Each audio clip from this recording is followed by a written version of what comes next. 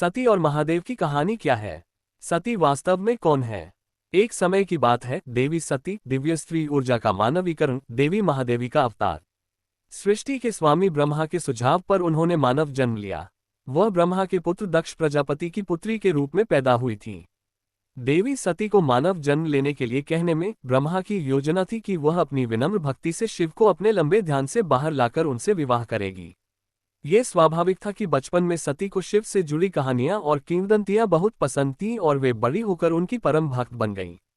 5 साल की उम्र से ही वे सिर्फ महान भगवान शिव की पूजा करना चाहती थीं। जैसे जैसे सती वयस्क होती गईं, उनके पिता द्वारा प्रस्तावित किसी और से विवाह करने का विचार उनके लिए घृणित हो गया। वीर और धनी राजाओं के हर प्रस्ताव ने उन्हें कैलाश के तपस्वी शिव के लिए और भी अधिक लालसा दी। तपस्वी शिव का दिल जीतने के लिए दक्ष की बेटी ने अपने पिता के महल की विलासिता को त्याग दिया और खुद को तपस्या और शिव की पूजा में समर्पित करने के लिए एक जंगल में चली गई। उसकी तपस्या इतनी कठोर थी कि उसने धीरे धीरे भोजन भी त्याग दिया। एक समय तो वह प्रतिदिन एक बिल्वपत्र पर निर्वाह करती थी और फिर उसे भी छोड़ दिया। अंततः उसकी सारी भक्ति ने महान भगवान को उनके लंबे ध्यान से बाहर निकाला। वह एक दिन प्रेम से अभिभूत होकर सती के सामने प्रकट हुए और उनसे अपनी दुल्हन बनने के लिए कहा। खुश सती अपने दूल्हे की प्रतीक्षा करने के लिए अपने पिता के घर लौट आईं, लेकिन पाया कि उनके पिता घटनाओं के इस मोड़ से बहुत खुश नहीं थे। उनके पिता दक्ष, ब्रह्मा के पुत्र, एक घमंडी और अभिमानी राजा थे और उन्हें शिव द्वारा उन्हें गंदा, घुमक्कड़ तपस्वी कहने पर कोई आपत्ति नहीं थी। हालांकि ब्रह्मा के हस्तक्षेप के बाद विवाह संपन्न हुआ। एक विशाल उत्सव की योजना बनाई गई और सभी देवी देवताओं और ऋषियों को आमंत्रित किया गया। ये वास्तव में एक शाही दावत थी और बहुत खुशी मनाई गई, क्योंकि जब शिव अपने प्रिय को एक बार फिर सांसारिक रूप में खोजने के लिए अपने लंबे ध्यान से बाहर आते थे तो दुनिया हमेशा एक खुशहाल जगह होती थी। उनका मिलन फरवरी में अमावस्या को मनाया जाता है, जिसे महाशिवरात्रि कहा जाता है, शिव और दिव्य माँ की महान विवाह की रात। संयोग से वैलेंटाइन डे, पश्चिम का महान रोमांटिक अवकाश भी फरवरी में मनाया जाता है। शायद फरवरी वह महीना है जब माँ प्रकृति अपने प्रेमी से कहती है, आओ मेरे साथ रहो और हम नया निर्माण करेंगे। दुनिया अब लंबे समय से सर्दियां मना रही है और यह बीज बोने का समय है, विकास को नए सिरे से शुरू करने का, एक नया वसंत शुरू करने का, फूल और फसल उगाने का, और एक बार फिर भरपूर फसल होगी। शिव और दिव्य माँ के विवाह के बाद शिव ने अपनी सुंदर युवा दुल्हन को अपनी बाहों में लिया और उसे अपने पहाड़ के घर ले गए। वहां हमेशा वसंत या गर्मी होती थी, फूल हमेशा खिले रहते थे। वहां शिव ने सती को दुर्लभ और विदेशी फूलों की माला, सबसे चमकीले रंग और कट के गहने और बेहतरीन रेशम से बुने हुए वस्त्र पहनाए। उन्होंने उसके सुंदर पैरों के लिए रत्नजड़ित चप्पलें बनाईं और उसके सुंदर पैर के नाखूनों को सजाने के लिए लाल रंग के पेंट का इस्तेमाल किया। सुंदर अंगूठियां उसकी प्यारी लंबी उंगलियों को सजाती थीं, मोती और ओपल उसके चमचमाते काले बालों में चमकते थे। शिव अपनी प्यारी दुल्हन पर पर्याप्त ध्यान नहीं दे पाते थे। जब वे प्रेम क्रीड़ा नहीं कर रहे होते थे तो शिव अपने साथियों के साथ सती के बगीचे के लिए एक सुंदर हिरन को पकड़ने या उनके द्वार की रखवाली के लिए एक मूर्ति के लिए संगमरमर इकट्ठा करने चले जाते थे।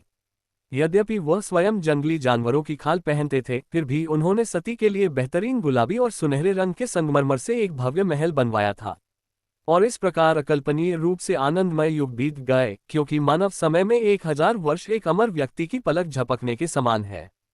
सती के पिता दक्ष ने अपनी बेटी के विवाह को कभी भी मंजूरी नहीं दी थी।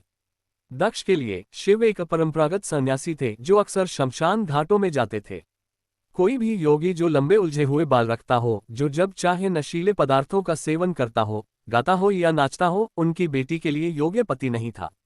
दक्ष नियमों और विनियमों पर पला बढ़ा, शिव उसके विपरीत थे। सती के विवाह के बाद दक्ष ने अपनी बेटी और अपने दामाद शिव से खुद को दूर कर लिया। सती के अपने पिता के साथ घर छोड़कर शिव के पास रहने के कुछ समय बाद दक्ष ने एक बहुत बड़ा भोज, एक यज्ञ या अनुष्ठान बलिदान का आयोजन किया। उन्होंने अपने परिवार के सभी सदस्यों, सहयोगियों, देवताओं, ऋषियों, दरबारियों और प्रजा को आमंत्रित किया। जानबूझकर सती और शिव को सूची से बाहर रखते हुए उन्होंने अपने हॉल के प्रवेश द्वार पर शिव की एक मूर्ति भी स्थापित की, जिसे उन्होंने अपवित्र किया और उसका मजाक उड़ाया। अपने माता पिता, रिश्तेदारों और बचपन के दोस्तों से मिलने की इच्छा रखते हुए सती ने इस चूक को तर्कसंगत बनाने की कोशिश की। उसने अपने भीतर तर्क किया कि उसके माता पिता ने उन्हें औपचारिक निमंत्रण देने की उपेक्षा की थी, क्योंकि परिवार के रूप में ऐसी औपचारिकता अनावश्यक थी। निश्चित रूप से उसे अपनी मां से मिलने के लिए किसी निमंत्रण की आवश्यकता नहीं थी। सती अपने पिता द्वारा उसके विवाह और उसके पति को स्वीकार करने से इनकार करने से आहत हुई और उसने पार्टी में जाने का निर्णय लिया। शिव ने उसे रोकने की कोशिश की, लेकिन वह जाने का निश्चय कर चुकी थी, इसलिए उन्होंने उसे अपने गणों का एक दल प्रदान किया और अनुरोध किया कि वह दक्ष द्वारा उन पर किए जाने वाले अपमान के सामने अपना धैर्य बनाए रखे। जब वह पहुंची तो उसके पिता ने उससे पूछा कि वह वहां क्यों आए है, क्योंकि उसे आमंत्रित नहीं किया गया था। उसके पिता ने हंसते हुए कहा, शायद तुम्हें होश आ गया है और तुमने अपने जंगली पति से समझौता कर लिया है। क्या उसे जानवरों का राजा भी नहीं कहा जाता? दक्ष ने समझाया कि वह शिव जैसे गंदे और अस्त व्यस्त देवता को आमंत्रित करके अपने गौरवशाली उत्सव को कलंकित नहीं कर सकता, जो चोरों और अपराधियों, बीमारों और भूखों के साथ कब्रिस्तानों में घूमता था, जिसके बाल उलझे हुए थे और जो जानवरों की खाल की लंगोटी पहने हुए था। कुछ मेहमान हंसने लगे। सती अपने पति के अपमान से आहत थी, और जब उसने अपने पिता से पूछा तो उसे केवल कठोर शब्द ही सुनने पड़े। सती तबाह हो गई। जब उसके पिता ने उससे फिर से ताना मारने की कोशिश की तो वह चुप रही, अपने पिता के साथ बहस जारी रखने की सारी इच्छा को त्याग दिया। वह घृणा और आक्रोश से कांप उठी कि जिस व्यक्ति पर उससे एक बेटी के रूप में हमेशा भरोसा करने में सक्षम होना चाहिए, उसने उसे इतनी क्रूरता से धोखा दिया है। इसके बजाय उसने सभी पारिवारिक संबंधों को त्यागने का आंतरिक संकल्प लिया। उसने अपनी शक्ति को इकट्ठा किया और अपने पिता से यह वचन लिया, चूंकि आपने मुझे ये शरीर दिया है, इसलिए मैं अब इससे जुड़ना नहीं चाहती। वह अपने पिता के पास से गुजरी और जमीन पर ध्यान की मुद्रा में बैठ गई। अपनी आंखें बंद करके अपने सच्चे भगवान की कल्पना करते हुए सती एक रहस्यमय समाधि में चली गई। अपने भीतर गहराई में जाकर उसने योगिक अभ्यासों के माध्यम से अपनी आंतरिक अग्नि को बढ़ाना शुरू कर दिया जब तक कि उसका शरीर आग में नहीं जल उठा। ये सुनकर कि क्या हुआ था, शिव के सेवक समारोह हॉल के अंदर पहुंचे और वहां मौजूद सभी मेहमानों पर हमला करना शुरू कर दिया। हालांकि वे हार गए और शिव के निवास में वापस चले गए। अपनी प्रिय पत्नी की मृत्यु की खबर सुनकर शिव पहले तो चौंक गए और दुखी हुए, फिर क्रोधित हो गए। वह सबसे गहरे और अंधेरे स्थान में गिर गए जो उन्हें मिल सकता था। उन्होंने अपने बाल उखाड़े और इस बाल से सबसे क्रूर योद्धा का निर्माण किया। शिव ने इस योद्धा का नाम वीरभद्र रखा। वीर नायक जोड़भद्र मित्र।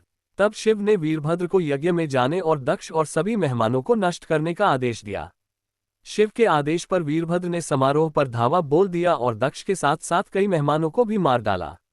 भयभीत और पश्चाताप से भरे हुए बचे हुए मेहमानों और अन्य देवताओं ने भगवान शिव से दया की भीख मांगी और दक्ष को जीवन वापस देने की भीख मांगी। शिव दक्ष के महल में पहुंचे और वीरभद्र द्वारा किए गए नुकसान को देखा और वीरभद्र को वापस अपने रूप में समाहित कर लिया। शिव का गुस्सा गायब हो गया और वे दुख से भर गए। ये दुख करुणा में बदल गया जब उन्होंने वीरभद्र के खूनी अंत को देखा। शिव ने दक्ष के सिर रहित शरीर को पाया और उसे एक बकरे का सिर लगाया, जिससे दक्ष को जीवन वापस मिल गया। शिव के उदार भाव से अभिभूत होकर दक्ष ने शिव को शंकर कहा, जो दयालु और परोपकारी हैं। दक्ष के अभिमान पर लगाम लगने के बाद उसने शिव शंकर के सामने श्रद्धा और विनम्रता से सिर झुकाया। अन्य देवी देवताओं ने उनका अनुसरण किया और शिव का सम्मान किया। ये तथ्य अभी भी बना हुआ था कि सती मर चुकी थी।